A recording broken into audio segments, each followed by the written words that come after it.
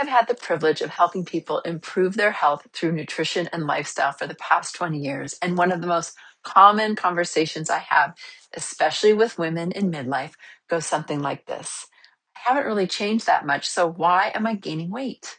Or what used to work for me just doesn't work anymore. Maybe you recognize yourself in that. There's extra weight around the middle that seems to have appeared out of nowhere. Your energy isn't what it used to be. The habits that helped you maintain your weight in your 20s or 30s just don't seem to move the needle anymore. My name is Mary Sheila Ganella, board certified holistic nutritionist and Ayurvedic educator, and I have a question for you. If you were to wake up 5 or 6 months from now in the new year, like a few months from now, since we're halfway through the year when I'm recording this, and instead of starting the new year with a new diet or a cleanse or feeling like you've been way off track, and instead find your rhythm and find your habits that are supporting your metabolism now, what would you have to have in place? What would you be doing today, tomorrow, and be doing for the next several months to actually get there, to have sustainable weight loss if that's a goal, or to just feel really good in your body? Maybe you've tried eating less, moving more, but you find yourself still struggling with cravings and afternoon and late night eating, binging maybe drinking more than you want to, and waking up kind of feeling regretful, like, oh, I did it again.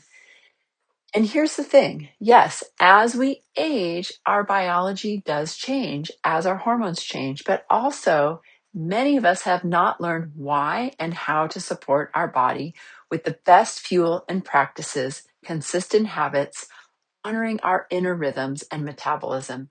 Yes, as we age, our biology does change as our hormones change, but also a lot of us have not learned why and how to support our body with the best fuel and practices, with consistent habits, and really learning how to honor our inner rhythms, which is how we honor our metabolism, and actually stick with something long enough to see and experience what consistent, not perfect, but consistent changes add up to in our body.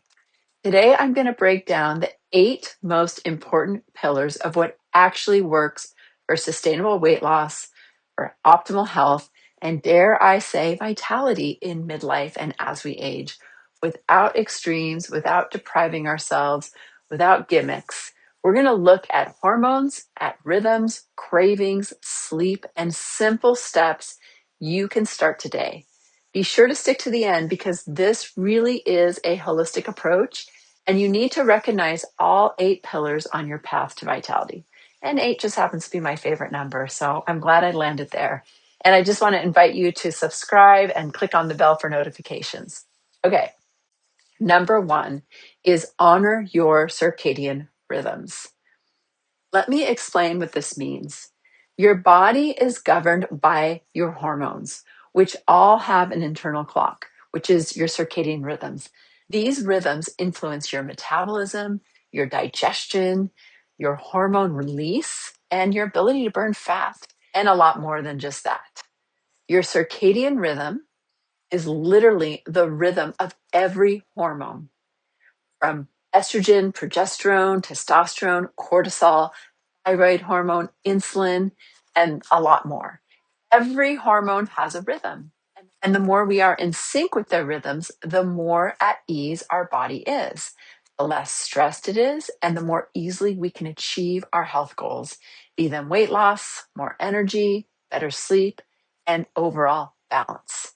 So eating, sleeping, and moving in sync with these rhythms optimizes energy and fat use. This is literally the big picture. I like to call the 30,000 foot view of the hormonal system.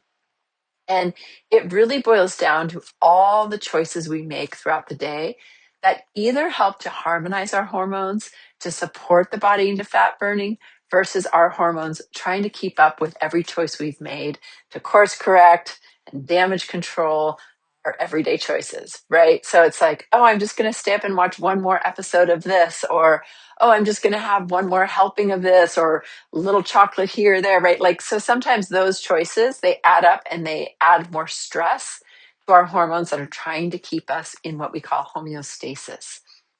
This is a big foundational piece of what I teach in my Vitality Club, in what I teach in all of my courses, is really the circadian habits that add up to put the body at ease, to put the body in rhythm. So in this video, a lot of the tips that I'm going to share with you really reflect circadian habits that will support your overall health and your ability to lose weight if that's your goal, which is really ground zero. And here's another analogy to think about it. Think about when you start your car. If the timing is off, you would probably hear it. You start your car and you're like, oh my God, it doesn't sound good. Maybe your car won't even run. And if this is the case, or maybe it runs, but it sounds terrible, you would probably take it to the mechanic right away and have them look under the hood, because you would not want to get stuck like on the freeway or on a road trip or picking up your kid or going to work with your car breaking down. So you're like, I need to get this looked at. And in our own body, we can't always hear what's under our own hood, but you can consider your hormonal system and their rhythms as your multi-point inspection. Like, are things in sync? Is the timing on? So let me talk a little bit about the big picture of circadian support and what you can do to really support your circadian rhythm. Again, just a few things that can really help move the needle. Number one is eating with the sun, eating during the day. So larger meals a little earlier when the sun is brighter and hotter, and lighter meals later. This mirrors Ayurveda, which is the science of medicine from India, which is such a profound way of really helping us to establish rhythms. And I know in the last few years with all the intermittent fasting, a lot of people have learned to, wait all day long and eat later and end later. And that doesn't really mirror our circadian rhythms. So hear me on this. And I talk about this a lot in my communities, but this is really important. And part of why this is so important to eat earlier and eat during the brighter parts of the day is cortisol and thyroid hormones. They are most active in the morning. So when we feed our body earlier, we are feeding them, and that helps keep our stress lower. So that would be eating a good breakfast. And a simple way to think about eating a good breakfast, as I like to say, is dinner for breakfast. And I'll talk more about protein a little later, but that's a good way to think about it. And then another way to think about eating with the sun is stop eating 2 to 3 hours before you go to bed. And that will support improving insulin sensitivity and improving sleep. It's hard to go to bed with a full belly. And it's very essential for brain health. So brain health is really critical. We don't always think about it till maybe we're older, or we see some of our aging elders, parents, aunties, neighbors getting Alzheimer's or dementia. Eating more earlier in the day helps us to not overeat at night and supports brain health. Okay, just to wrap up the first pillar, think of it this way. Honoring your rhythms is not restriction. It's actually cooperation with your biology. Okay. Very important to think of, how can I honor my inner rhythm? The second pillar I'd like to address is insulin resistance. And this is also called hormone imbalance. Midlife weight gain, especially around the belly, is often driven by insulin resistance. This happens when your cells stop responding well to insulin, making it harder for glucose to move from your bloodstream and into your cells, where it's used to produce energy. So basically, we eat food and that food breaks down, especially the carbohydrates, and then go into our cells throughout the body to help give us energy. And if we have insulin resistance, it means the glucose is not getting into our cells. So we're not producing the energy, but it's getting stuck in our bloodstream. And as a result, the pancreas starts producing more insulin to compensate. And over time, those higher insulin levels will promote fat storage, particularly around the abdomen, while your cells are left struggling to access the fuel that they need. You may notice lower energy, increased cravings, and eventually blood sugar levels begin to rise, increasing the risk of getting a diagnosis of prediabetes or diabetes type 2. Balanced blood sugar is about much more than preventing diabetes, though. Okay, I want to make that very clear. Yes, we want to prevent that. But it's also about how every cell in your body creates energy. When your blood sugar is more stable, your metabolism functions more efficiently, and that benefits your brain, your bones, your muscles, your hormones, your cardiovascular system, and every tissue that depends on a steady supply of energy. This is why I have been teaching my blood sugar reset program for years now. Blood sugar isn't just another health topic, it's one of the foundations of a healthy metabolism and one of the most important places to begin if you want to build vitality and age well. Okay, so let me talk about my top 3 strategies to really address insulin resistance and especially belly weight gain. And number 1 is to eat protein first and at every meal because protein blunts the blood sugar rise. Now, sometimes when I meet with clients and I say, wow, like you do a great job eating protein at dinner, but you don't have it any other time during the day. So you want to have it with every meal. Okay. The other thing you can do, and I'm going to talk more about protein in another pillar. Okay. So stick with me. Another thing that's important to help with blood sugar is to move after your meals. And you probably heard this, it's sort of trending too. But if you just take like a 10-minute walk after a meal, your muscles are going to be more open to receive the glucose. So you're going to bring your blood sugar down quicker. What an awesome thing you can do. So you're getting outside, you're getting a little movement, you're probably lowering your stress level, and you're bringing your blood sugar down. It's like a win win win. Okay, the other thing that's really important when it comes to insulin resistance is sleep. Unfortunately, even like one bad night of sleep can raise our insulin resistance up to 30%. So just do your best here. I mean, I honestly did not sleep well last night, so I might be more insulin resistant today. Sleep can be harder to come by, I know personally, but we do our best with our sleep habits. And again, we'll talk about that a little bit more. Okay, insulin isn't just about blood sugar, it's also about energy, it's about cravings, and it's also about inflammation. So, rebalancing this is one of the fastest ways to unlock fat loss and improve overall health. Okay, all right, let's get on to the next pillar. And this is about knowing what you're actually putting in your body because awareness precedes change, right? We have to know what we're doing before we know what we can change.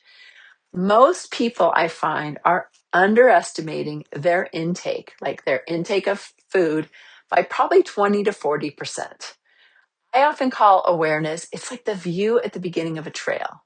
Awareness is a gift, like, oh, now I see what I can change. Now I see where I can go, right? It's the path before us.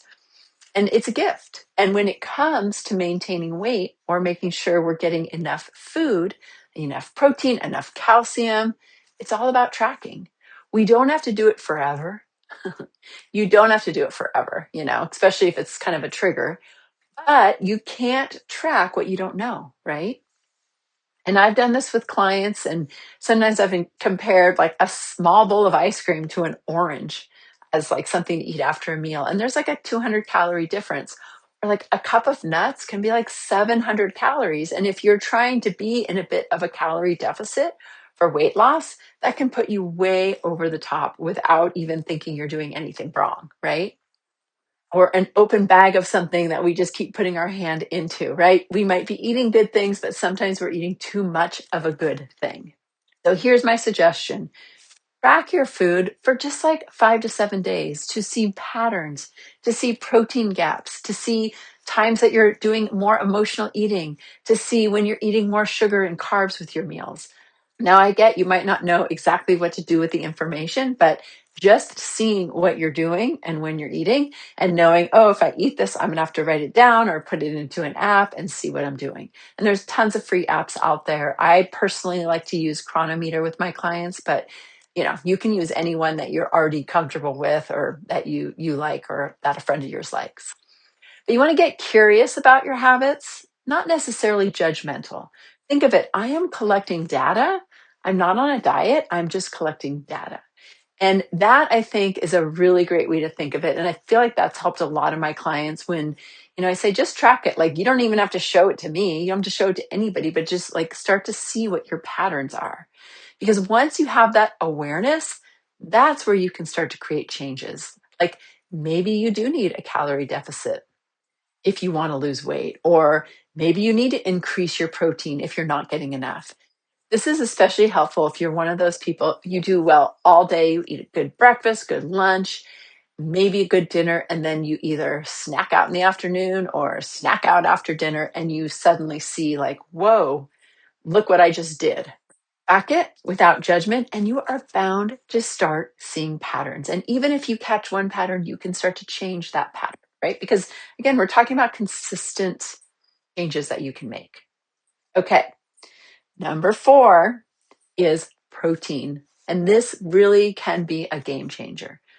And this is because protein is thermogenic, which means it burns more calories just to digest it than carbohydrates and fats. It stabilizes our blood sugar and maintains lean muscle mass. It's kind of like if you had a fire going and you had to step away for a few hours, you're not going to throw a few pieces of kindling on it. You're going to put a log on it so that you can come back in a few hours and it's still going. That's protein, okay? And it's also the building blocks of our structure. So we actually need it because as we age, we're breaking down. I mean, we're kind of breaking down throughout life anyway, but as we're kids, we're building up. And then we get to a certain point, we're kind of breaking down, and we need to make sure we have those building blocks to continue to maintain a healthy structure. And I know protein is having a moment. And not to like be all braggy, but I feel really grateful that in the last 20 years of my career, the education that I got as a nutritionist, I haven't really swayed that much from my original recommendations of protein intake. Right? We need it with each meal. We need it throughout the day, a steady stream of it, which is why it's good to be eating during the day to like giving the body what it needs. And when you eat enough protein throughout the day, protein breaks down into amino acids, which help with cravings and are the building blocks of who we are. Think of protein as a craving tamer because it steadies blood sugar, also calms cortisol. And again, when you eat it regularly throughout the day, you get a slower rise in glucose and insulin, which means fewer emergency dips and highs. And when we get those dips and highs, that's going to trigger stress, chemistry, and hunting for sugar, right? When we don't have enough protein on board, we often really crave carbs and sugar. And protein helps us to stay satisfied. It really boosts our satiety. Even our hormones like the GLP-1 hormone is kind of boosted with good protein. And if you're on a GLP-1, like this, all this information is really important for you as well. And getting enough protein is critical when it comes to being on a GLP-1. Enough protein dials down another hormone called ghrelin, which is like when our stomach's growling. So it's like we might not feel as hungry. So when you feel full and satisfied, it actually kind of lasts a little bit longer. And, amino acids, what are amino acids besides being the building blocks of proteins? They are raw materials for our neurotransmitters. And this is really important for us feeling like calm and focused and grounded and, not anxious. Like we need those to be on board. So things like tyrosine help make dopamine, which gives us focus and motivation. And tryptophan helps us to make serotonin, which is calm and contentment and also promotes good sleep. So we're not chasing a quick fix from food to feel better. So protein is key. All right. So how much should we be getting? Really a good goal. I know there's some people are going to go way over and some people are going to be a little bit less depending on your size, but I would say like aiming for around 100 grams per day is a great way to go. So if you eat 3 meals, then you're going to probably get between 20 to 30 grams per meal. And that'll give you anywhere from 60 to 90, and maybe you have a snack, right? Or maybe you have 35 or 40 per meal, something like that. That is going to help you to get enough protein on board throughout the day as those building blocks. Now, if you're kind of confused about what that means, I have a great handout. It's in the description, and it's called my protein cheat sheet. Grab it down below. It's a great handout that's going to give you everything you need and like show you where to find it in food, show you how to build balanced meals. I think you're going to love it.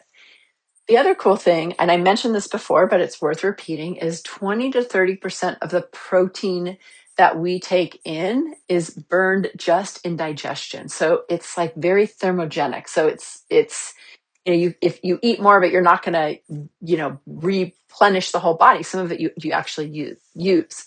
But look, we need it because as we age, we lose 3 to 8% of muscle per decade. Okay. The more muscle we lose, we could fall into a category called sarcopenia, which is, a lot of muscle loss, slower metabolism, and basically like frailty. Think about sometimes when you see, and maybe, I remember I had a grandmother who was so frail as an elder. And it was almost, she was so frail. So she didn't have a lot of muscle mass. And we weren't like really taught to be like strong women and work out and all that as we were younger. So it's really important that we're getting enough protein. And I'm going to talk about exercise because that's another pillar. And when you start eating protein with every meal, and it doesn't need to be meat with every meal, you can mix plant and animal proteins together, but you want to support your digestion. So you can sometimes do like a little lemon water or apple cider vinegar or bitters before meals. And again, download my cheat sheet because I'll show you exactly what 100 grams looks like in real food. And, you'll have some great ideas around there. This brings us to the next pillar, number 5, in perfect time. This is just a great flow of pillars, I have to say. But this is really a lot of the work that I do all the time. So I'm just really breaking it into like, gosh, what moves the needles for my people that I've worked with and for my own life and just having a healthy, strong metabolism and, not being perfect, but being consistent. Cravings are not about weakness. They're really biochemical and emotional. So we can pretty closely tie our cravings to certain habits that we've had for a while. And I call this the habit loop. And we can also tie them into our biochemistry, like low blood sugar, not eating enough during the day, high stress, low serotonin, or maybe a little bit of all of the above. Going back to my first point, as we start to address our circadian rhythms and habits, this can help bring in habits and routines that actually keep our hormonal rhythms more in sync, help lower your cravings, right? So all of those situations, low blood sugar, high stress, all those things are going to raise cortisol. And that is like our fight and flight. It's like, give me quick energy. So we're going to crave carbs. And then the other piece is that like habit loop. Well, every time I sit on the couch at night after dinner, I have this snack. Every time I go to the movie, boom. Every time I feel this emotion and I get upset, I like to go have this, right? We can sometimes stuff our feelings or we just have this habit that we have to kind of recognize like, wait, what am I doing? Do I want to be doing this? And once we recognize it over time, we can change that. And when it comes to those habits, it's not always that I'm going to go grab a hard boiled egg when I'm upset, right? I might grab sugar. I might think I need to have a drink or other refined carbs. And all of these are going to spike my dopamine. And that's going to give me like a quick feel good. But then that's going to crash down and my dopamine receptors are going to be like, hey, give me more. And that's going to increase my patterns and those habit loops. And, when we're looking at something like that, we also have to say, gosh, when do I have these trigger times, right? We've got the trigger foods that I just mentioned, and then the trigger times. Maybe it's afternoon and late night, lower energy times, lower serotonin, which is in the afternoon, which is why sometimes, we get those cravings in the afternoon when it's like beer 30, 5 o'clock somewhere, uh, 4:20, all those times where we're kind of like want to imbibe in something, our serotonin drops down and we get more cravings. So what can you do about these trigger foods, trigger times? I like to say like have a planned snack for the afternoon. Like what if you had, I like to say like have a charcuterie plate or a little one, a little charcuterie snack, right? A few savory things, like, maybe you have a little piece of cheese and some nuts and a little pickle and a little apple, right? Little blueberries, just like a little something, something, some smoked salmon, like whatever it is that you kind of like. Maybe you can easily access and you kind of put it all out on a thing and you munch on that as a snack and it's planned. Or what if you just try to change that habit and you put up a sign and you said, my kitchen is closed after dinner. You brush your teeth. Those are things that can really help shift that habit and kind of nip it right there. And then, when a craving really hits, what if you recognize that again, you have that awareness like, oh gosh, there I go craving the thing. Can you pause? Like look at your watch and pause for 90 seconds. Breathe, hydrate. Notice what's really driving it. Are you like, I am so freaking stressed, or I am just bored, or I'm tired, I need a pick me up? And really recognize like, okay, though these cravings, they're giving me information. Maybe I need to take a little break, go for a little walk. Maybe I need to call a friend. Maybe I need to drink some water. Maybe I am hungry, but I don't need to eat the bag of chips. I can actually eat a meal. The cravings are giving us information. They're not character flaws, but I think the more we get a handle on kind of finding our rhythm, the less loud they become. Okay, number 6, and this is build and maintain muscle. So important. I talked about my frail grandmother a little bit ago. It's like we are now being told, get in the gym or your home gym and exercise and build muscles and get strong. And muscle is metabolic currency. The more muscle you have, the more calories you burn, even at rest. I just got a text from a client and she's like, oh my gosh, I've been lifting weights and I'm just ravenous. She's like eating more and she's lifting weights. And she's also a post-cancer survivor. She just finished treatment and she's like, and by the way, I feel fantastic, right? So we're putting together the pieces. So the more muscles you have, again, the more calories you will burn even at rest. Again, most of our mothers, grandmothers, they were not in the gym lifting weights or even in their home gym. I do a home gym. I live more rurally. It's easier for me to wake up and do it first thing in the morning, sometimes later, but I'm more consistent when I do it first thing in the morning. But we have to be active in this part of our lives. And, we can also stay strong. And maybe our mothers stayed strong in the garden, with the mortar and pestle. Like it's important that we actively work to build muscle as we age. So we don't want to outsource everything, like outsource our cleaning our house, our cooking. Like we can get strong even doing those things as well. Protein helps to give us the building blocks, but lifting weights, you're actively telling your body to build muscle. So the two go hand in hand. I feel like I'm getting very excited about this point, but it's very important. This is the habit that I've been really working on lately is like, you know, 4 to 5 days a week I'm doing an exercise program. I do some videos and it's different muscle groups each day. Sometimes people can just do 2 to 3 days a week. It just depends what your program is. And they're all different. Start where you are. If all you have is the pink little lightweights, start there and then build on that. But it's not just about building your biceps, right? You got chest and back and core muscles and legs and calves and quads and glutes. Like we have tons of muscles in the body. I should know the number, but I don't off the top of my head. We want to be focusing on all the muscles in the body to create balance. Start where you are and do it. I haven't always loved lifting weights. Sometimes I've gone to classes, but sometimes how much longer is this class? But you know what? You'll grow into it and you'll love to do it after a while, or you'll just do it anyway. So exercise, it's not just weights. You want to do weights a couple days a week. You want to also go walking, or maybe it's cycling. I know a lot of my clients have bum knees, so they're on a bike, an exercise bike. So do what you can do. And then don't forget functional movement. I mentioned it a minute ago, but cleaning, gardening, chopping vegetables, those all count too. Sometimes like, oh, should I chop them or put them in the Cuisinart? Well, if you, don't have anything major going on, chop them, mortar and pestle them, right? Do those things to like build more muscle. And if you're new with weights, you can also start with body weights or bands. Okay. But I want all of us to age with strength. Okay. Because that is our independence. All right. We are getting there. We are number 7, and that is hydration.